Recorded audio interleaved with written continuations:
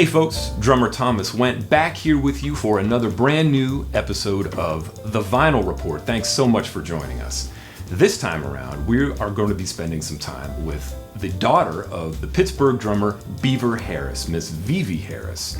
The music we're going to be checking out is from this album, Archie Shepp's Montreux One, recorded in July of 1975 live at the Montreux Jazz Festival in Montreux, Switzerland.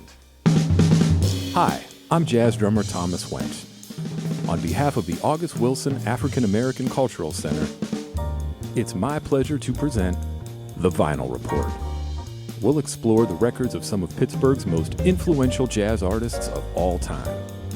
For some, vinyl is now being rediscovered, but for me, it never went away.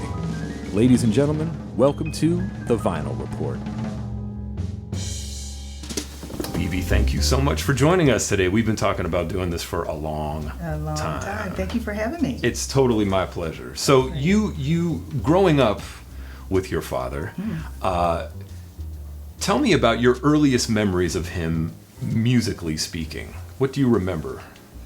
I remember my dad always having his drum pad, his drumsticks in his case, a newspaper, and a cigarette.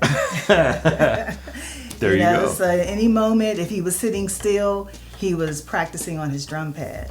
And at his place, you always heard jazz music being played. So, yeah, those are my memories in terms of music. Yeah, the first ones. That's wonderful. So we should let people know you're an artist yourself. You've been a dancer for many, many years. All my life. Yeah, and before we started filming, you were telling me about the very first time you ever went on stage. Could you tell folks about that, because it involves your father, of course? Yeah, my brother and I, we were in New York City with my dad. We would go in the summers to visit him, and he was performing somewhere. I don't remember where. Okay. He took us everywhere with him, whether it was rehearsals or gigs, and so at this particular performance, he introduced me and told the audience that I wanted to be a dancer, and they did this whole intro, Vivi Harris, and I came out and I did one move from all the way across the center stage, turn around, the same move back, as big. I was so nervous, but when I thought about it, that was my first opportunity.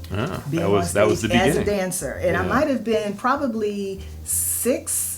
Oh, wow. Yeah, that's pretty young. Exactly. Man, I thought you were older. That's pretty young. No. Yep, it's about 5 or 6, to be honest. Yeah, so you've been doing this for a long time. Yeah. This album that we're going to check out today, this Archie Shepp album, this was Archie's working band at the time, and the band consisted of course, Archie Shepp playing tenor saxophone, Charles Greenlee on trombone, Dave Burrell on piano, Cameron Brown on bass, and of course your father on drums. And your dad, along with Archie, going back to the mid-'60s, almost a decade before this record was made, they were part of this younger crew of musicians who were experimenting with the music and were doing a lot of new things. Do you remember your dad ever kind of talking about that in general? My dad was such a unique individual.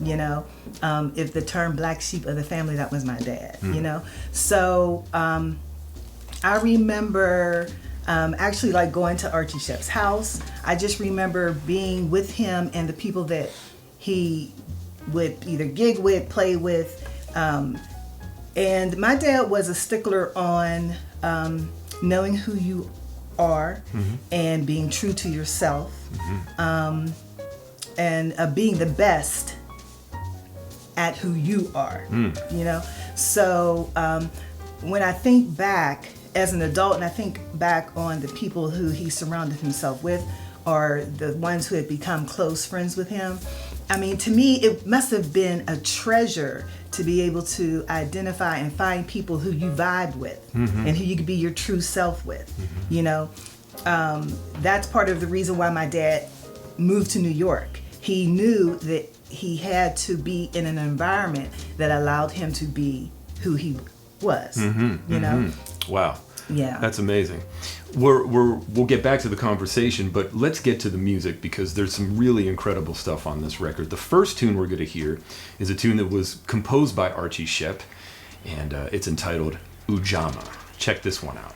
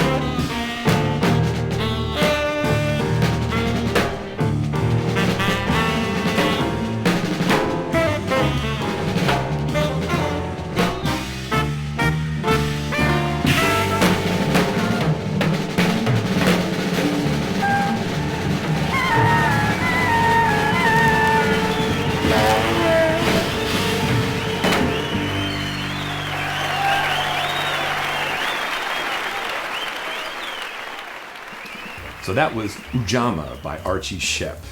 So, you know, this album was recorded live at the Montreux Jazz Festival in Switzerland, and your dad spent a lot of time playing in Europe, as did all of these guys, especially Archie Shepp. He's 84 today, and he still lives over in France. Did your dad ever talk about the differences between playing jazz in America and playing jazz in Europe as a Black American musician? And what did that mean to him, you know? Well, I think what he expressed in terms of the freedom of being able to play without restriction, that was expressed in that's where he played most of his gigs. That's where he went and performed throughout most of my life. From what I remember, he would always promise me and my brother that he would take us with him to Europe, or rather Africa or Asia, you know, all these different places. But not that he sat down and gave us like this talk about that, but it was demonstrated in the fact that that's where he performed. Yeah. That's where he spent most of his time. Yeah. To the point where I kind of just thought it was, that's how it was. Do you understand what I mean? He was always traveling, always going overseas to gig. And so he didn't really... he didn't say anything directly to you. Right, about that. It was just how he lived his life. Yeah, see, that's something that I've always sort of gotten, even though I wasn't around back then. You mentioned earlier about, you know, finding these musicians that he really vibed well with and he stuck with them. People like your father and Archie Shepp, to me, always represented artists that had incredible artistic integrity. Yes. You know, they weren't going to let anything sort of derail them off their path in life. And that's something that's incredibly admirable because it's really hard to do. And that's something that I've always felt from your father, even though I never met him. But just as you said, listening to his playing and listening to the music of the groups that he was a part of, you really get that sense. So let's get back to the music. This time around, we're going to hear a tune called Crucificado, which was written by the pianist on this album, Dave Burrell. Check this one out. You're listening to The Vinyl Report. Community is more than where you live. It's the people in it. I help equip Baton Rouge communities with resources that facilitate change. Who go above and beyond to help it thrive. I'm educating children in the Bronx on their community history. During Black History Month, AARP recognizes leaders who uplift communities. I'm helping the community take their health more seriously. AARP believes when we unite for the greater good, we thrive together.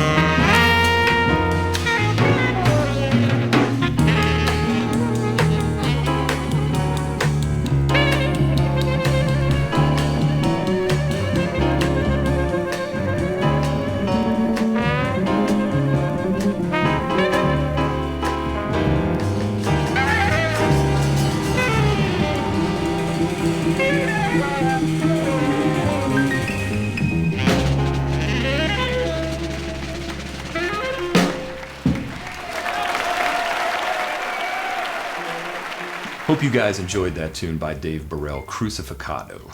So one of the things I wanted to ask you, and again, this is coming from someone who never met your dad. He always sort of, as a drummer and as a musical artist, he seemed like someone who was, especially as his career went on, he was leaning a little bit more towards what today would be called almost like world music. And that, what you just said, made me think of that, because he sounds like he was very, as you said, he was accepting of everyone, no matter where you were from. Do you agree with that? Do you think he was sort of musically kind of a little bit more on that end as his career went on? Yes, that describes it, because world music is a thing. Yeah. Right? Yeah. But in his career, and as he developed as a musician, that's who he always was. Yeah. Even here in Pittsburgh,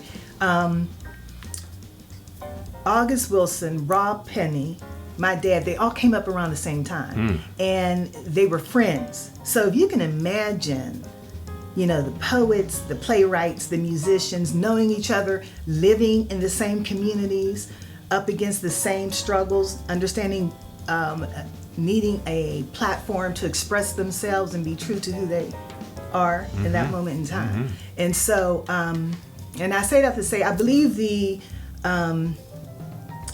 what is it called? The Black Arts Society or Black Arts Movement. Black Arts Movement, I believe, was just starting. And so there was a group of individuals all around that needed and hungered for that opportunity to be true to who they were, and also coming up against the issues that presented themselves back in those days. Of course. Right? So they didn't have the opportunities that we have now, by far. Wow, Yeah. That's amazing. Well, speaking of Pittsburgh, the last tune that we're going to check out today from this record is a tune that was written by a Pittsburgher, and it's Billy Strayhorn's Lush Life. And Archie Shepp, as he always did, puts his unique personal stamp on this one. Check out Lush Life.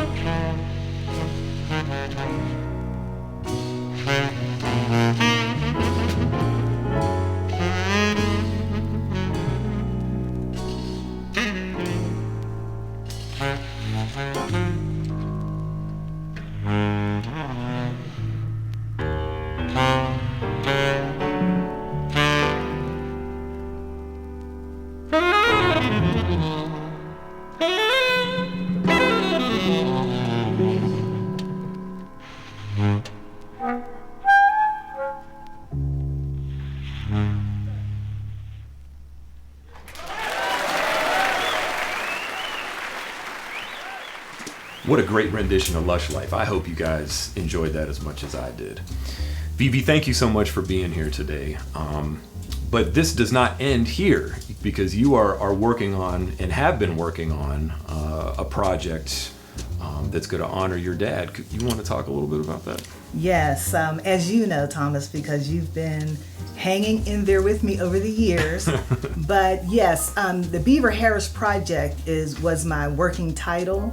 I don't know if many people know, my grandfather and his brothers were instrumental in the development, I guess, of the Homestead grades in the Pittsburgh Crawfords. Yeah. So that's Bill Harris, and then Vic Harris is my uncle, which was my dad's, my great uncle and my Sure. dad's uncle. And then I believe it was Vic Harris, Neil Harris, and my grandfather, Bill Harris. Mm-hmm. And then my dad grew up, if you can imagine growing up under that. So my dad played baseball, Right. and he was drafted to the Kansas City Monarchs. Mm-hmm. And so he played, but it was jazz or baseball, really. And so he made the decision with jazz. I'm glad he did. As much as I like baseball, I'm glad Yeah, he you chose know, the right? drums. Right? And so, and then my brother, who is also William G. Harris, he worked for Loud Records, so he was more on the administrative of music, but he had his hand in music too. So they're all William G. Harris, William Godwin Harris. So now over the years, this has evolved into me, and all three of them have transitioned, Yes. right? So this thing, the Beaver Harris project, has now kind of evolved into how do I put all of this together. It's a real family legacy Yes, project, not yes, just your dad, which yes. is really special. Yeah. Well, I know people will be really excited to check that out when you finally step out with that. So Thank you. thank you guys so much for joining us today. If you guys like the record that we checked out today, here's another one that you might like. This is by the same group. This is Archie Shepp's A Sea of Faces on the Black Saint label. Now, the one we listened to today was a live record. This is a studio record, and it's really killing. So if you liked what you heard today, here's another one you might look for. Thanks again for joining us on this episode of The Vinyl Report. We will be back with a brand new episode. Thank you so much, Vivi. Thank you for having me. It was such an honor. Thank you guys. See you next time.